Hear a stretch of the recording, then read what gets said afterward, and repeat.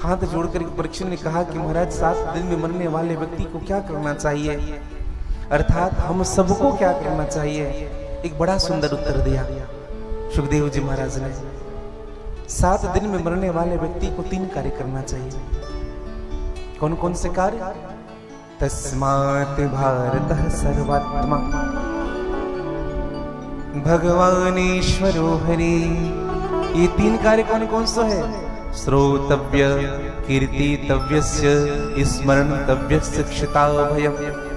भगवान की कथाओं का श्रवण करना चाहिए, सबसे पहला काम। दूसरा, भगवान की कीर्तियों का गान करना चाहिए। हम यहाँ बैठ करके भगवान की कथा को श्रवण करते हैं। देखो, श्रवण करने की भी नियम बताए गए हैं। श्रवण कैसे करना चाहिए? सादर श्रवण सुनई मन लाई। अपने मन को कानों के नजदीक बिठा करके कथा श्रवण करना चाहिए। हाँ, कथा में तन का बैठना सर्वोपरि नहीं है, कथा में मन का बैठना सर्वोपरि है। गुरुदेव भगवान कहते हैं कि बेटा, आपने अगर मन को सुधार लिया ना तो जीवन सुधर जाएगा तुम्हारा। इसलिए हमको कथा मन से सुननी चाहिए, तन से नहीं। एक घटना हम आपको बताएं, सत्य घटना। हम नाम नहीं बताएंगे, उस स्थान का नहीं तो उस व्यक्ति को बुरा लगेगा। एक व्यक्ति प्रतिदिन कथा सुनने आता था, जहां कथा हो रही थी। सामने बैठते थे कथा सुनने के लिए और बड़ी सुंदर कथा सुनते थे। हाँ में हाँ मिलाते थे, ना में ना मिलाते थे, खूब आनंद से कथा सुनते थे। 1 दिन गुजरा, 2 दिन गुजरा, 3 दिन गुजरा, 6 दिन गुजर गए कथा के। तो हमारी भी इच्छा हुई उस व्यक्ति से मिलने की। इतना बढ़िया कथा सुनता है तो उनसे मिला जाए। तो हमसे कहने के पहले उस व्यक्ति ने यजमान से प्रार्थना की, कहा कि हम महाराज जी से मिलना चाहते हैं। हाँ। तो यजमान, जो मुख्य यजमान था, उन्होंने हमसे कहा, गुरुजी वो आपसे मिलना चाहता है, वो जो सामने जो बैठता है ना वो। हमने कहा अच्छी बात है, हम भी उनसे मिलना चाहते हैं। सत्य घटनाएं बताएं आपको। और वो व्यक्ति जब हमसे मिलने के लिए आया ना, तो हमने कहा कि आइए भैया, बढ़िया कथा सुनते हैं, बड़े भगत हैं आप। वो व्यक्ति बैठा, कुछ देर बात किया, फिर एक बात हमसे कही, कहा महाराज जी आपसे एक शिकायत है हमें। हमने कहा क्या शिकायत है? एक ही शिकायत है। बोले क्या? कहा कि हम 6 दिन तक बैठ करके आपकी कथा सुन रहे थे और हम ये सुनना चाह रहे थे कि आप हमारा नाम कब लोगे या हमारे बारे में कुछ कहोगे। हम ना दुपट्टा रखे थे उनको देने के लिए, हमने कहा रखो, इनको मत दो, ये उसको देने के योग्य नहीं है। इसका अर्थ क्या है? केवल उनका तन बैठा था कथा में, मन भगवान की कथा में नहीं था। समझिएगा, जब तक मन नहीं बैठेगा ना भैया, तब तक जीवन सुधरने वाला नहीं है। जब तक मन नहीं बैठेगा। तो सबसे पहला श्रवण, हमारे जीवन का श्रवण ठीक होना चाहिए। एक व्यक्ति हमसे पूछ रहे थे कल कि महाराज जी अच्छा वक्ता बनने के लिए क्या करना पड़ेगा, अच्छा स्पीकर बनने के लिए क्या करना पड़ेगा। हमने कहा अच्छा स्पीकर बनने के लिए अच्छा लिसनर बनना पड़ेगा, अच्छा बोलने के लिए पहले अच्छा सुनना पड़ेगा। और हमारे जीवन की सबसे बड़ी कमी यही है कि हम बोलना ही चाहते हैं, हम किसी की सुनना नहीं चाहते। हाँ। तो सबसे पहले श्रोता। एक बात मैं आपसे कहूं, जो जितना अच्छा श्रोता होता है ना, वो उतना ही अच्छा वक्ता भी होता है। हाँ। सदैव याद रखिएगा। हर वर्ष श्री राधे निकुंज आश्रम में ना कथा होती है। ऐसे तो ठाकुर जी की कृपा से निरंतर कथा चलती रहती है। ठाकुर जी की सन्निधि में इस दास की सेवा निरंतर चलती रहती है। लेकिन जब सुनने की जब बारी आती है ना, तो ठाकुर जी के आश्रम में, श्री राधे निकुंज आश्रम में कथा होती है। और हम वहां यजमान बन करके बैठते हैं और सन्मुख बैठकर जो कथा सुनते हैं। मैं एक बात व्यासपीठ से स्पष्ट कहना चाहूंगा कि जो सुनने में सुख मिलता है वो कहने में सुख नहीं मिलता है। हाँ, हर वर्ष कथा होती है वहां। परमादरणीय परम श्रद्धेय जगत गुरु श्री आत्मानंद सरस्वती जी का आगमन हुआ है। जगत गुरु श्री लक्ष्मणाचार्य जी का आगमन हुआ राधे निकुंजाष्टम में। जगत गुरु कामदा पीठाधीश्वर श्री राम स्वरूपाचार्य जी का आगमन हुआ। महामंडलेश्वर बड़े मठ से बड़े स्वामी जी पधारे जगन्नाथ से। श्री महंत त्यागी जी महाराज का आगमन हुआ। परमादरणीय मानस मंजरी श्री मालती दीदी का आगमन हुआ। नीलम गायत्री दीदी का आगमन हुआ। ये सब विभूषित संत श्री राधे निकुंजाष्टम पधारे और वहां सन्मुख बैठ करके कथा श्रवण करने का जो सुख मिला, सत्य कहूं आपको, वो कहने में नहीं होता। तो सबसे पहली भक्ति है श्रवण। 7-9 प्रकार की भक्ति होती है कि नहीं? तो सबसे पहली भक्ति होती है श्रवणम कीर्तनम विष्णु स्मरणम पाद सेवनम अर्चनम वंदनम दास्यम साख्य आत्मनिवेदनम। सबसे पहली भक्ति श्रवण। आपका श्रवण सुधर जाए ना तो आपका जीवन सुधर जाएगा। हाँ। तो सबसे पहले श्रवण होना चाहिए 7 दिन में। दूसरा है भगवान की कीर्तियों का गान होना चाहिए। आप जब कथा श्रवण करके यहां से जाते हैं ना, तो आपको अपने इष्ट मित्रों से ना आज की कथा कहनी चाहिए कि हमने क्या सुना, गुरु जी ने ये बात कही, महाराज जी ने ये बात कही, ये जरूर अपने घर में बताइए। हाँ, ऐसा नहीं कि सुन करके चले गए और फिर दुनियादारी की बात हो रही है, इधर उधर की बात हो रही है।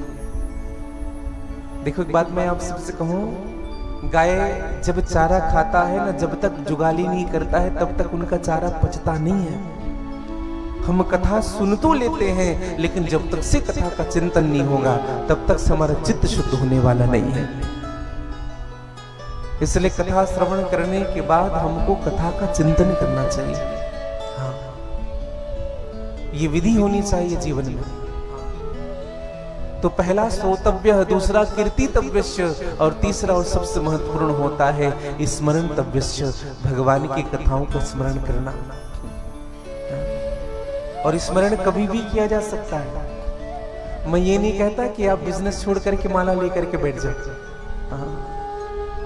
आज कुछ बच्चों ने आज दीक्षा लिया अग्रवाल परिवार से सब, और हमसे पूछा गया गुरुजी विशेष नियम होता है दीक्षा में ना? हमने कहा कोई नियम नहीं होता। आप सात्विक बने हो, सात्विक बन करके खूब भगवान का नाम लो। ऐसे तो हमें माला करनी चाहिए दीक्षा लेने के बाद, प्रतिदिन माला करनी चाहिए। माला कैसे करना चाहिए? हमारी जो अनामिका उंगली होती है ना, उसे माला धारण करना चाहिए। ऐसे तर्जनी का स्पर्श नहीं होता माला को। और जिस उंगली में आप माला करें उनके नाखून कटे होने चाहिए, ध्यान रखिएगा। हाँ, ऐसे माला पकड़े और इसका स्पर्श ना हो तर्जनी का, अपनी ओर माला करनी चाहिए। चाहे आपको जो भी मंत्र मिला हो, हरि शरणम, हरे कृष्ण, श्री राधा, जो भी मंत्र आपको मिला हो, आप उस मंत्र का जप करिए। 108 बार माला करनी चाहिए ऐसे। और जैसे ही 108 बार हो जाता है ना, तो ये जो मिड पॉइंट होता है बीच का, यहाँ तक पहुंचने के बाद इसको क्रॉस नहीं किया जाता है, यहीं से फिर से पलटा लिया जाता है। ऐसे यहाँ तक आने के बाद ऐसे पलट लेंगे, यहाँ से फिर से माला प्रारंभ होगी। ऐसे तो 11 माला करना ही चाहिए हमें। हाँ, इसलिए छोटा सा मंत्र दिया जाता है, जितना अधिक डिपॉजिट कर सको कर लो अपने लिए। 11 माला होनी चाहिए। यही चिंतन है जीवन का। अगर माला नहीं हो पा रही है तो आप काम करते हो, भगवान का नाम लीजिए। भोजन बना रहे हैं, भगवान का नाम लीजिए। आटे गूंथ रहे हैं, नाम लीजिए। हाँ, आप भोजन में चम्मच चला रहे हैं, भगवान का नाम लीजिए। हाँ, आप सब्जी सुधार रहे हैं ना, भगवान का नाम लीजिए। मैं सत्य कहूं आपको, प्रत्येक क्षण प्रत्येक पल अगर भगवान के नाम से जुड़ गया ना आपका, तो वह भी भगवान की उपासना कहलाएगी। हाँ, यहां से लेकर के भाटापारा अगर जा रहे हैं, भाटापारा पहुंचने में 10 मिनट लगता है, तो यहां से वहां तक कई बार नाम लिया जा सकता है। हाँ कि ना? हाँ। देखो, एक सरल विधि मैं आप सबको बता रहा हूं। भगवान ने अगर अन्न दिया है ना, तो भगवान का भोग लगा लो। देखो, भक्ति बहुत सरल है। अपनी सभी इंद्रियों को भगवान से जोड़ दो तो आपकी भक्ति हो जाएगी। और भक्ति कैसे होनी चाहिए बताएं आपको?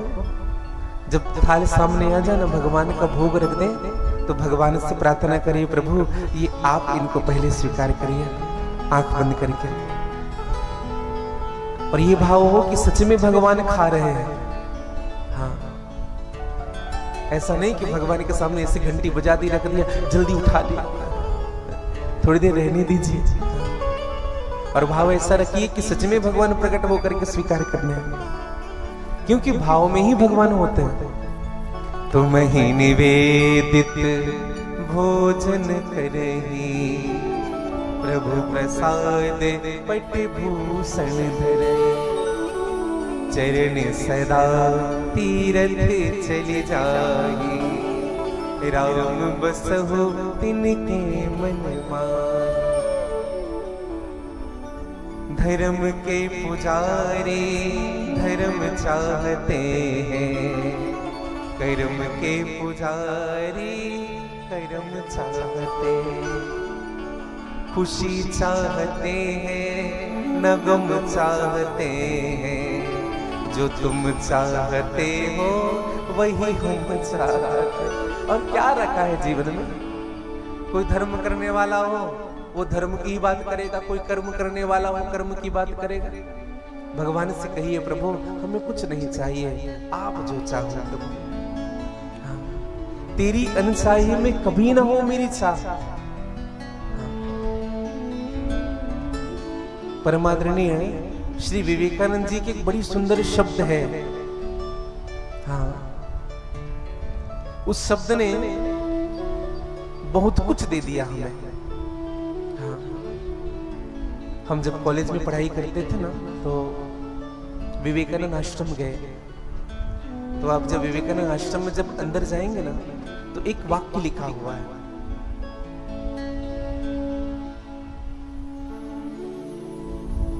आपकी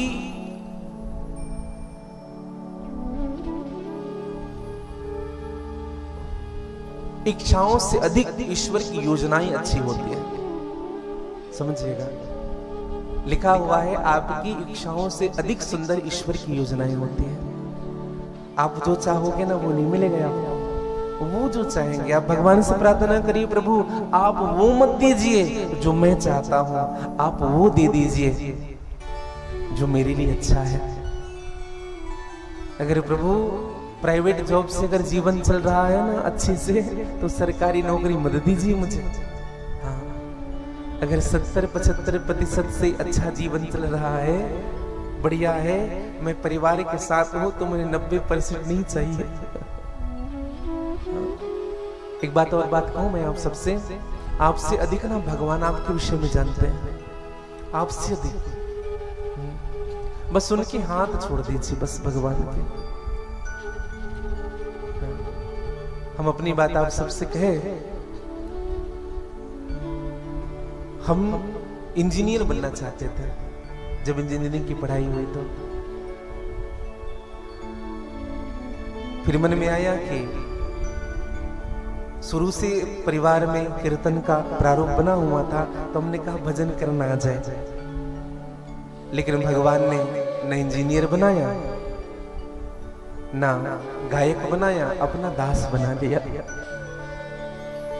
ये बात मैं इसलिए हर मंच से अक्सर कहा करता हूं और विश्वास से कहा करता हूं कि आपसे अधिक आपके विषय में मेरा गोविंद जानता है कि आपके लिए क्या अच्छा है और क्या बुरा है। इसलिए भगवान से प्रार्थना जरूर करिएगा, जेहि विधिनाथ हो ये ते मोरा,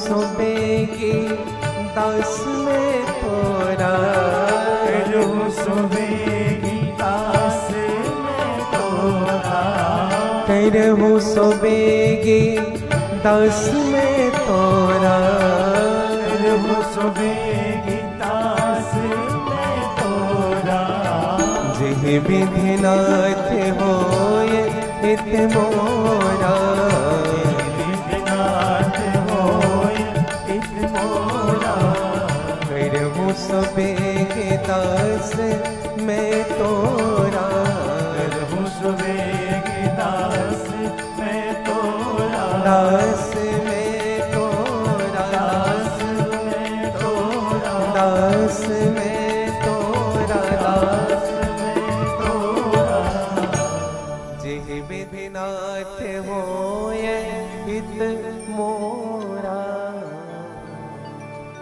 समझिएगा, सुखदेव जी महाराज ने कहा कि परीक्षित, भगवान के कार्य में 3 आवश्यक है। 7 दिन में मरने वाले व्यक्ति को भगवान की कथा का आश्रय लेना चाहिए, भगवान की कीर्तियों का गान करना चाहिए और भगवान की कथा का स्मरण करना चाहिए, क्योंकि ये सारी दुनिया भगवान का ही बनाया हुआ है, ये सारे प्रपंच भगवान के ही है। सुखदेव जी महाराज ने कहा कि परीक्षित, इस सृष्टि का निर्माण भगवान ने किया। परीक्षित ने हाथ जोड़कर प्रश्न किया, प्रभु भगवान ने सृष्टि को बनाया कैसे? सुखदेव जी महाराज ने कहा कि परीक्षित, संपूर्ण सृष्टि में पहले जल ही जल था और जल इतना भरा हुआ था कि केवल भगवान ही है जो जल के ऊपर सोए हुए हैं। भगवान के नाभि से कमल निकला, उसमें ब्रह्मा जी विराजित हैं। भगवान ने ब्रह्मा जी को विधि कह के संबोधित किया और ब्रह्मा जी को चतुश्लोकी भागवत सुनाया भगवान ने, और इसी चतुश्लोकी भागवत से ब्रह्मा जी ने सृष्टि का निर्माण किया। समझिएगा, भागवत पुराण को वैष्णव शास्त्र कहते हैं। क्यों कहते हैं? क्योंकि भगवान विष्णु ने सबसे पहली भागवत कही। सबसे पहले वक्ता कौन है? भगवान नारायण है, हाँ, भागवत जी की। और भगवान नारायण ने ब्रह्मा जी को सुनाया। और दर्शन करिएगा, ब्रह्मा जी को भगवान ने सुनाया सृष्टि के लिए, फिर ब्रह्मा जी ने भागवत सुनाया सनक सनंदन सनत कुमार को युक्ति के लिए। सनक सनंदन सनत कुमार ने नारद को सुनाया, नारद ने व्यास को सुनाया कथा शांति के लिए, और आज सुखदेव जी महाराज परीक्षित को कथा सुना रहे हैं मुक्ति के लिए। तो भागवत की कथा सृष्टि भी देती है, भागवत की कथा युक्ति भी देती है, भागवत की कथा शांति भी देती है, और भागवत की कथा हमको मुक्ति भी प्रदान करती है। 4 लोगों को भागवत की श्रेणी में रखे गए हैं, या 4 लोगों को भागवत कहा गया। किस किस को? जो भगवान का हो जाए उनको भागवत कहते हैं। भगवान के भक्त का नाम भागवत है, भगवान के निवास का नाम भागवत है, और चौथा भगवान के उपदेश का नाम भागवत है। भगवान की सच्ची भक्ति अगर जीवन में होती है ना, तो भगवान यह नहीं देखते कि हम कितने पढ़े लिखे हैं, हाँ, भगवान यह भी नहीं देखते कि आपका डिग्रियां कितनी हैं, आप धनवान कितने हैं। और एक बात कहें भैया, भगवान यह भी नहीं देखते कि आप कौन सी जाति के हैं।